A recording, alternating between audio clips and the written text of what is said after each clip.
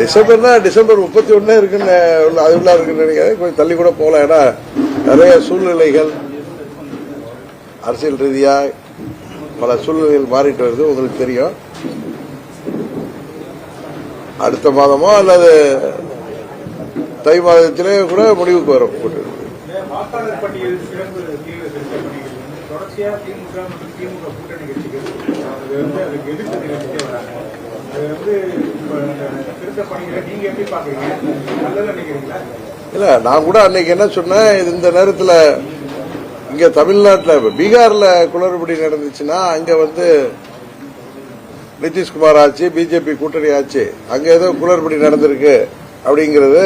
Plus 65 லட்சம் வாக்காளர்கள் வாக்குரிமையை இழந்திருக்காங்க அப்படிங்கிறது உச்சநீதிமன்றம் வரை போய் அதுக்கு தேர்தல் ஆணையம் பதில் சொல்ல வேண்டிய நிலையில இருக்கு. பட் தமிழ்நாட்டில் திமுக ஆட்சி தானே இருக்கு. அங்க அந்த ஒவ்வொரு பூத்துக்கு போற அலுவலர்கள் இல்ல ஸ்கூல் டீச்சர்ஸ் தானே போறாங்க. அது தமிழ்நாடு அரசு மேற்பார்வையில் நடக்கலாமே. இறந்தவர்கள் போன்றவர்கள் வாக்குகளை ரெண்டு வாக்கு இருக்கிறவங்கள நீக்கலாமே. அதுபோல வெளிநாட்டில் இருக்காங்க இல்ல வெளியூர்ல நமது சொந்தக்காரங்களோ நண்பர்களோ இருக்கும் பொழுது அவர்கள் வாக்கு உரிமை இருக்குங்கிறத அரசாங்கம் புரிந்து கொண்டு செயல்படுத்தலாமே தான் நான் நினைச்சேன். நேற்று தான் என் வீட்லயும் கொண்டாந்து அந்த ஃபார்ம் கொடுத்திருக்காங்க. அதை நான் பார்த்த வரைக்கும் அதுல 2வது பகுதி, இப்ப நாமெல்லாம் அதை 2005 உங்க வாக்காளர், நீங்க எங்க வாக்காளராக இருந்தீங்க அப்படிங்கிற ஒரு கேள்விகள்லாம் கேட்டிருக்காங்க. அது பாமரர்களுக்கு மிக அது எல்லாராலையும் அதை ஃபுல்ஃபில் பண்ண முடியாதுங்கிறது தான் பிராக்டிக்கலா உள்ளது. அதை அந்த பகுதியை எலெக்ஷன் கமிஷன் நீக்குனா அது சரியா இருக்கும் அப்படிங்கிறது தான் எனக்கு வந்த ஃபார்மை நான் பார்த்துட்டு நாளைக்கு மறுபடியும் அந்த அலுவலர் வரேன்ட்டு போயிருக்காங்களா, நேற்று நான் ஊர்ல இல்லைன்னு. அதை நான் பார்த்த வரைக்கும் 2005 சம்பந்தமான கேள்விகள் அதை அவங்க கேட்பதை தவிர்த்தால் ஓரளவு குளறுபடி இல்லாம இருக்கும். இல்லைன்னா இதை தேர்தலுக்கு அப்புறம் தள்ளி போடுறது தான் நல்லா இருக்கும் அப்படிங்கிறது தான் என்னுடைய எண்ணம். தனிப்பட்ட முறையில் நான் அதை பார்த்த வரைக்கும் நான் அதை உணர்ந்து சொல்றது, பாமரத்தனமான மக்களால் இதை எப்படி இதை சரியாக ஃபில்அப் பண்ண முடியுங்கிறது கேள்விக்குறியாக தான் இருக்கு. அதுக்கு தேர்தல் ஆணையம் தான் அதுக்கு பதில் சொல்லணும். 2026 சட்டமன்ற தேர்தல் திமுகவுக்கும் தாவேகாவுக்கும் தான் போட்டியா இருக்கும்னு சொல்லிட்டு விஜய் சொல்லிட்டாரு. களம் அப்படிதான் இருக்கும். நானே ஏற்கனவே நீங்க கேட்டப்ப அண்ணன் பழனிசாமி தலைமையில கூட்டணி அமைந்தால், ஏதோ தனிப்பட்ட வெறுப்புல நான் சொல்லல, பழனிசாமி அவருடைய கேண்டிடேச்சர் 21 தோத்து போயிடுன்னு அப்ப என்ன அணுகினவங்கள்ட்ட நான் சொன்னேன். அரசியல் அனுபவம் வாய்ந்தவர்கள் திமுகவை எதிர்த்து நாங்கெல்லாம் ஒரு அணியில வரணும்னு சொன்னப்ப நான் அது நடக்காதுன்னு தெரிந்தும் வயதில் பெரியவர்கள் அனுபவம் மிக்கவர்கள் சொல்றப்ப முயற்சி செய்யுங்கள்னு சொன்னேன். அப்பயும் நான் இதே கருத்து தான் சொன்னேன். நான் ரிட்டனாவே எழுதி கொடுத்திருக்காரு, நான் சும்மா வார்த்தைக்கு சொல்லல. அமித்ஷா அவர்களுக்கு அப்பொழுது என்னை சந்தித்த கிஷன் ரெட்டி அவர்களிடம் நான் ரிட்டனாவே கொடுத்திருக்கேன். அப்ப நான் சொன்னது, நீங்க பழனிசாமி முதலமைச்சர் கேண்டிடேட்னா நம்மால் வெற்றி பெற முடியாது, நாங்கள் உங்க கூட வந்தாலும் 100 தொகுதிகள் வென்றால் வெற்றி பெற முடியும். இன்றைக்கு இந்த 5 ஆண்டுகளில் பழனிசாமியின் செயல்பாடுகள், அவருடைய ஒரு கட்சி தலைவரா ஒரு பொதுச் செயலாளரா அவருடைய தவறான செயல்பாடுகள், யாரை பார்த்தாலும் பயம், ஒரு தலைமை பண்புனால யாரையும் எதிர்கொண்டு, இப்ப கட்சியில எந்த கட்சியில பிரச்சனை இல்லாம இருக்கும். இப்ப அம்மா அவர்கள் சேவல் சின்னத்தில் நின்று தனியா நின்றப்ப ஜானகி அம்மையார் அணியில போட்டி போட்டவர்களை எல்லாம் சேர்த்து கொண்டு, அண்ணன் பன்னீர்செல்வம் ஜானகி அம்மா அணியை சேர்ந்தவர் தான், அவரை முதல்வராக அம்மா தனக்கு அப்புறம் அந்த 6 மாதம் ஸ்டாப் கேப்ல ஆக்குறாங்க. அப்ப ஜாஜேங்கிற எண்ணம்லாம் இல்லாம 91 தேர்தலில் எல்லாருக்கும் வேட்பாளர் ஆர்.எம். வீரப்பன் அண்ணனையே கூப்பிட்டு அவருக்கே இணை பொதுச் செயலாளர் பதவியெல்லாம் கொடுத்தாங்க. இது போல அம்மாவை தாக்கி பேசியவர்கள் எத்தனையோ பேர் இப்ப கூட அங்க இருக்காங்களே, பழனிசாமி கூட, வளர்மதி அக்கா, அது மாதிரி மறைந்த M.K. பாலன், ஈவன் அண்ணன் காளிமுத்து, இவர்கள் எல்லாம் இது போன்று பல பேர் அம்மாவிற்கு எதிராக இன்னும் தனிப்பட்ட முறையிலேயே, அரசியலெல்லாம் தாண்டி தனிப்பட்ட முறையிலே பேசியவர்கள் கூட அதெல்லாம் அம்மா அவர்கள் புறந்தள்ளி விட்டு புரட்சித் தலைவர் ஆட்சியை கொண்டு வர வேண்டும் என்பதற்காக தன்னம்பிக்கையோடு அவர்களை எல்லாம் சேர்த்து அவர் பண்ணாரு. நான் வந்து அதுக்காக தினகரன் சேர விரும்புகிறாருன்னு நீங்க அதை நினைச்சிடாதீங்க. நான் பழனிசாமியோட சேர்வதற்கு வாய்ப்பே இல்லை. துரோகத்தை அம்மா மக்கள் முன்னேற்ற கழகத்தால் ஏற்றுக்கொள்ள முடியாது, அதுக்கு வாய்ப்பே இல்லை. அதே நேரத்தில் மற்றவர்களை அண்ணன் பன்னீர்செல்வமாக இருக்கலாம், சின்னமாக இருக்கலாம், செங்கோட்டையன் போன்றவர்கள், இப்ப நிறைய பேர் வெளில போனவங்க வந்து பழனிசாமி மேல உள்ள அதிருப்தியிலேயே பழனிசாமி யாரையும் எடுத்தெறிந்து பேசுறாரு. அண்ணன் பன்னீர்செல்வத்தை காலம் கடந்து விட்டதுங்கிறாரு, துரோகம் செய்தாருன்னாரு. யாரு துரோகம் செய்தாருங்கிறது உலகத்துக்கே தெரியும். அதனால சுயநலத்தோட அவர் வந்து கட்சி ஆட்சிக்கு வருதா இல்லையாங்கிற பத்தி இல்ல, அதிமுக பொதுச் செயலாளருங்கிற பேரோட தான் இருக்கணுங்கிற மாதிரி ஒரு தலைவருக்கு உள்ள தகுதியே இல்லாமல் செயல்படுகிறார் என்பதை எல்லாரும் சொல்றாரு. நானும் அதை தான் நினைக்கிறேன். அதனால பழனிசாமி தலைமையிலான கூட்டணி உறுதியாக இந்த காலகட்டத்தில் அதுவும் திரு விஜய் அவர்களுடைய அரசியல் பிரவேசத்துக்கு பிறகு 3வது இடத்துக்கு தான் செல்லும். இந்த போட்டி நானே சொன்னேன், அது திமுக கூட்டணிக்கும் தாவேகா கூட்டணிக்கும் தான் இருக்கும். அது புதிய கட்சி, இவர் போய் அவர் கூட போறதுக்காக நான் கூட போறேன் இல்லைங்கிறதெல்லாம் நான் முடிவு செய்யவே இல்லை. நான் யதார்த்தமா ஒரு குடிமகனா பார்த்து நீங்க கேள்வி கேட்கறதுனால நான் பதில் சொல்றேன். அது திமுக கூட்டணிக்கும் தாவேகா கூட்டணிக்கு தான். அவர் தலைமையில சரியான கூட்டணி அமைந்தால் அது கடுமையான போட்டியாக இருக்கும். மனோஜ் பாண்டியன் அவர்கள் திமுகவில் இணைஞ்சிருக்காரு. அதாங்க நான் இப்ப முன்ன சொன்னதுதான். பழனிசாமியோட செயல்பாடு, அவர் அண்ணன் ஓபிஎஸ் கூட இருந்து அவர் ரொம்ப நாள் வெயிட் பண்ணது, நிறைய பேர் அது தப்பாலாம் டிபேட்ல பேசுறாங்க. 6 மாசம் தேர்தல் இருக்கு, இப்ப ரிசைன் பண்ண, அதுக்கு முன்னாடி ரிசைன் பண்ணி தான் என்ன இருக்கு, நான் தேர்தல் வந்துட போட. இப்ப ஏதோ ஒரு தொகுதியில கூட ஒரு சட்டமன்ற உறுப்பினர் இருந்தார். அப்படி அல்ல, அவர் PH பாண்டியன் அவர்களுடைய மகன். PH பாண்டியன் அவர்கள் அரசியல்ல ஒரு பெரிய ஆளுமையா இருந்தவர். அம்மா அவர்கள் பாராளுமன்ற குழு தலைவராகத்தான் இருந்தார். அது மாதிரி 2001 மனோஜ் பாண்டியன் சட்டமன்ற உறுப்பினராக இருப்பவர். அம்மா அவர்களுக்கு ரொம்ப பிடித்தமான ஒரு வழக்கறிஞர், சட்டமன்ற உறுப்பினர் அவர். இப்பொழுது அண்ணன் பன்னீர்செல்வம் கூட இருந்தாரு.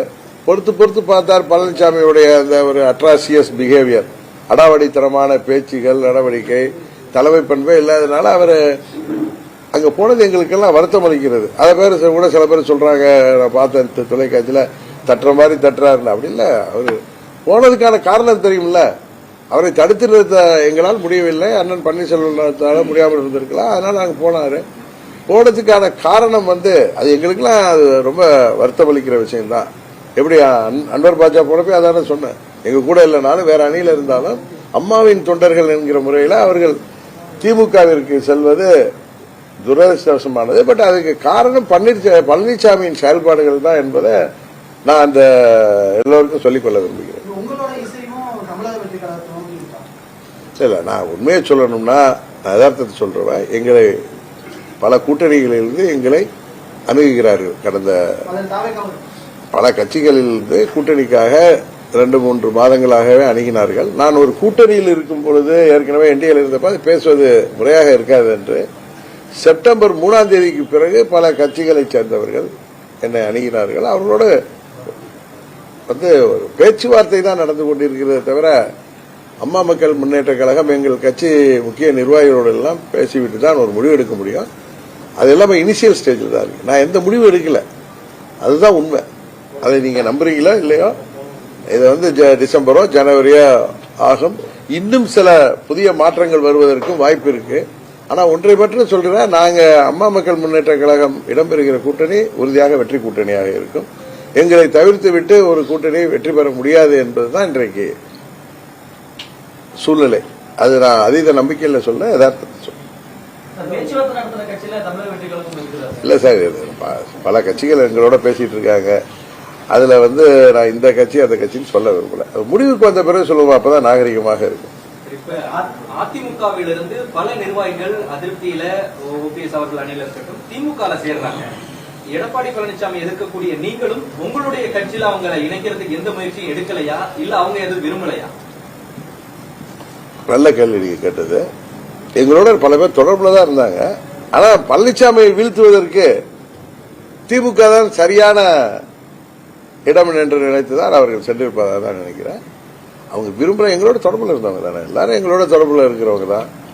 டைரக்டா இல்லைனாலும் இன்டைரக்டா எங்களோட தொடர்பில் இல்லைன்னா எங்களோட நட்போடு இருக்கிறவங்க தான். அவர்கள் வந்து பழனிசாமியை வீழ்த்தணும்னா நாளைக்கு அது வந்து சரியான இடம் திமுக என்று அவர்கள் நம்புவதால் நாங்கள் சொல்லுவோம். அமமுக அதற்கான இடம் இல்லைன்னு நினைக்கிறேன். நிச்சயம் வச்சிருக்கோம். உண்மைதானே? நாங்கள் இல்லை, நாங்கள் ஒன்றும் பெரிய ஆளுங்கட்சியாவோ பழனிசாமி போல பலபலத்தோட ரெட்டையிலையோட இருக்கிற கட்சி. எடப்பாடி பழனிசாமியை வீழ்த்துவதற்கு அமமுக சரியான இடம் இல்லையா? அமமுக சரியான இடம் என்பதை தாண்டி அமமுக தனியாக வீழ்த்திவிட முடியாது.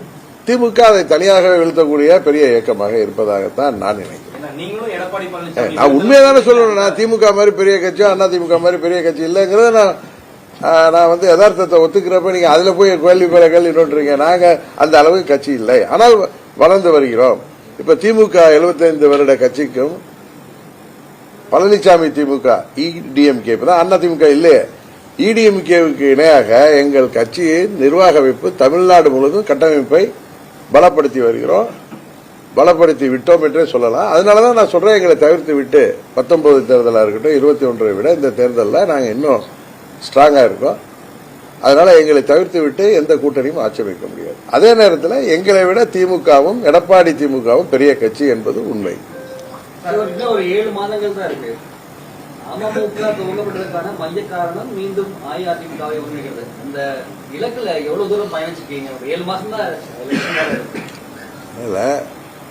எடப்பாடிங்கிற ஒரு துரோக சக்தி இந்த தேர்தலில் உறுதியாக வீழ்த்தப்படும். எங்களும் சொல்லியிருக்கிறேன், அங்க உள்ள யார் மேலேயும் எங்களுக்கு தனிப்பட்ட ஒரு இந்த கருத்து வேறுபாடோ அவருக்கு மேல எங்களுக்கு வெறுப்போ கிடையாது.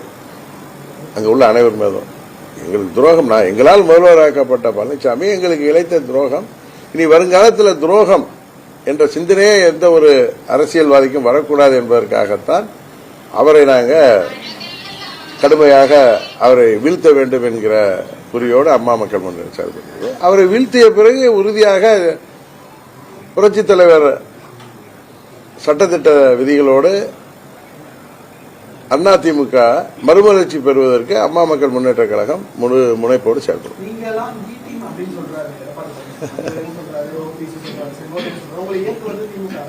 ஆசை எதை வேணாலும் சொல்லிட்டுங்க, பி டீம் சி டீம் அப்படின்ட்டு.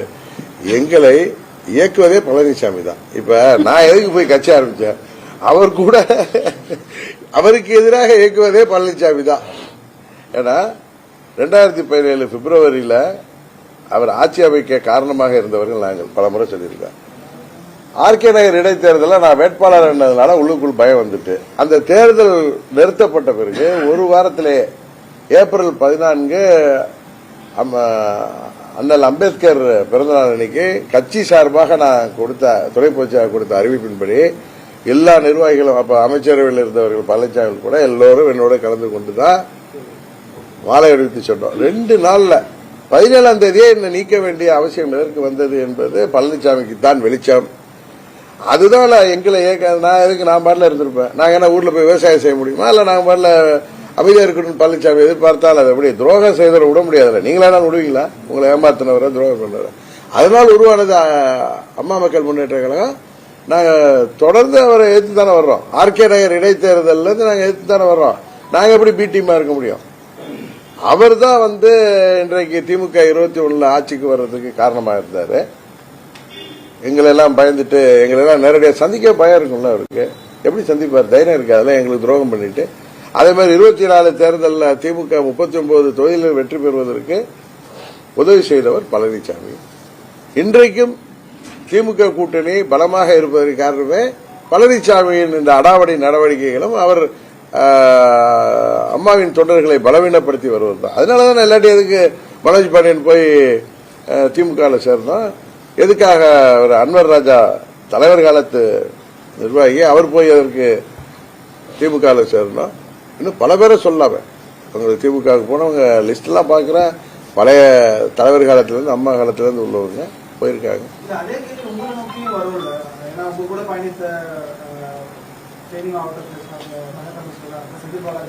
அந்த கேள்வி வருது.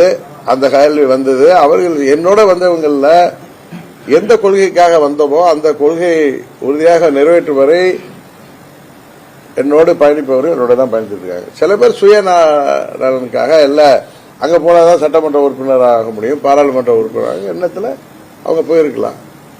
அது அவங்களுடைய மனநிலையை பொறுத்து தானே.